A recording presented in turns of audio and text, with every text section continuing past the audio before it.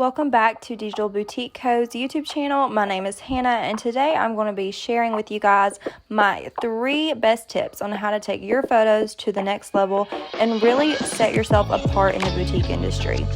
As you probably already know, it's a super competitive market, so the most important thing is to be different. And the best way to be different, in my opinion, is to definitely amp up your photography and establish a brand with your photos. I used to work at a boutique, and I was able to really establish a better brand by utilizing some of these tips. So start with establishing a backdrop. When people are scrolling on Instagram, Facebook, or wherever they may see your boutique online, you really want them to know it's you.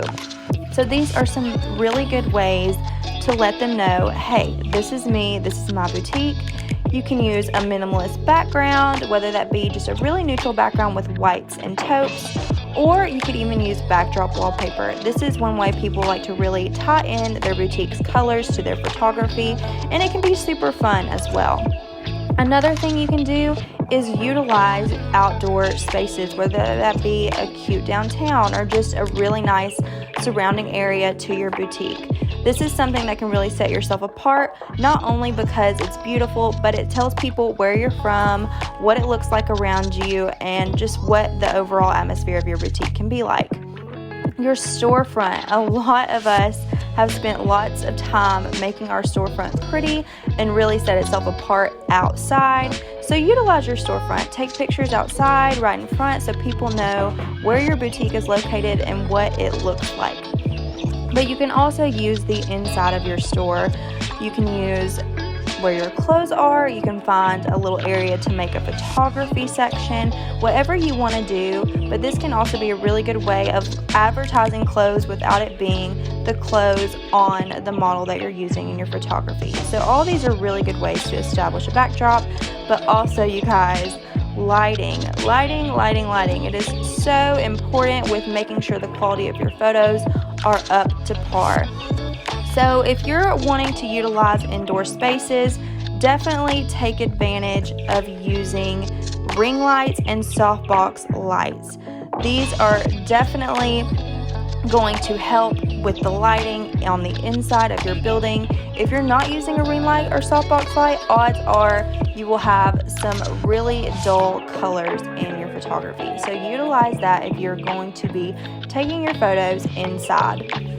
But if you're going to be taking your photos outside, take advantage of your shadows and definitely that time of day.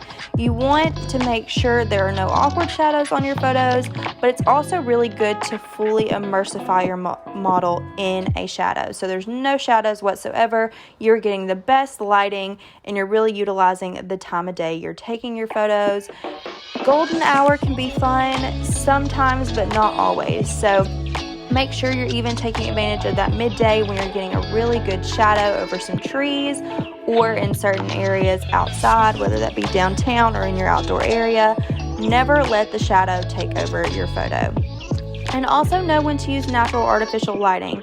Sometimes even when you're taking pictures indoors, it's okay to take advantage of that natural lighting, but always make sure you're going at the right time of day to take your photos so that natural lighting isn't awkward or causing weird shadows on your model.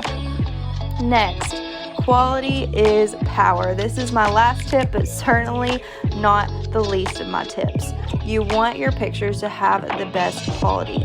I know we're not all able to use a really nice expensive camera. Maybe we don't offer that at our boutique, we can't afford it, or it's just not feasible at the time. So use the best camera accessible to you, whether that be your iPhone 12 Pro Max or even just a nice little digital camera you may have had for a couple years that you keep at home. Use whatever is best, but if you're having to use an iPhone, definitely use the best iPhone possible within your boutique. If somebody has that iPhone 13, utilize that over an iPhone 8 or an iPhone X. Lighting, y'all. I know I just gave y'all a little tip about lighting, but it definitely plays a role in your quality. So I wanted to just emphasize that here. Make sure that the lighting is good so the quality of your picture is the best and it's the easiest to edit. Never use blurry images. I know this seems redundant and I know this seems like it's obvious, but you do not know how many boutiques actually will be too lazy to take more photos and just use a blurry photo they have. Never ever do this. If you want the quality of your photos to be the best they can possibly be, never use blurry images. Take advantage of the lighting, take advantage of your model, and make sure those images are crisp and clear. Last but not least, when it comes to models with the quality, you want them to strike a pose. A good pose doesn't necessarily have to be a flamboyant pose, but at least a little hand on the hip. Do something with the hands. Just something to really make sure your model is really taking advantage of the camera, utilizing all the angles she can use.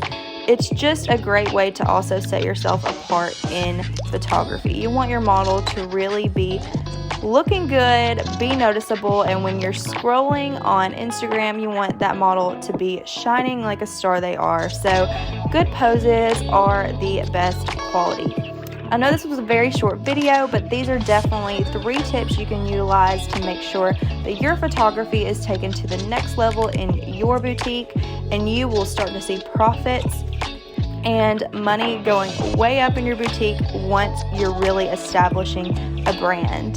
Thank you so much for watching. We will see you guys next time in our next video.